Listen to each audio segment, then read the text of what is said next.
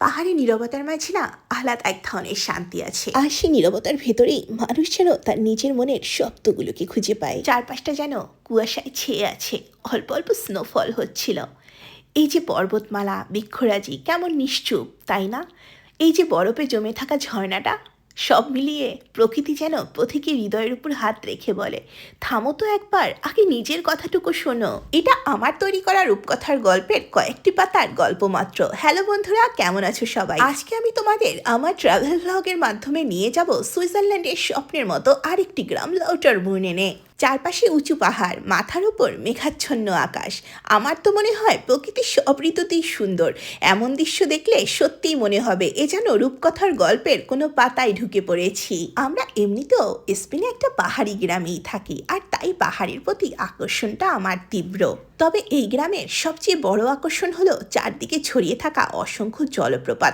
পাহাড়ের গা বেয়ে নেমে আসা জলের শব্দ পুরো পরিবেশটাকে করে তোলে শান্ত আর স্নিগ্ধ। হাঁটতে হাঁটতে মনে হবে শহরের সব কোলাহল থেকে অনেক দূরে চলে এসেছি। কি একটা শান্তির জায়গা, তাই না? আমার পুরো ট্যুরে ওই দিন যেন শীত বেশি করেছে, কেন জানি না, হাত ঠান্ডা হয়ে যাচ্ছিল। মোজার উপর দিয়ে মোবাইল ইউজ করা তো বেশ কঠিন, আর তাই ভিডিও করতে একটু কষ্ট হচ্ছিল।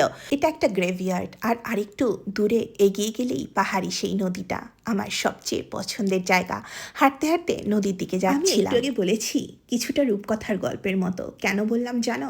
কারণ গ্রীষ্মকালে এই পাহাড়ি নদীটা আরও মোহনীয় রূপে পর্যটকদের কাছে ধরা দেয়।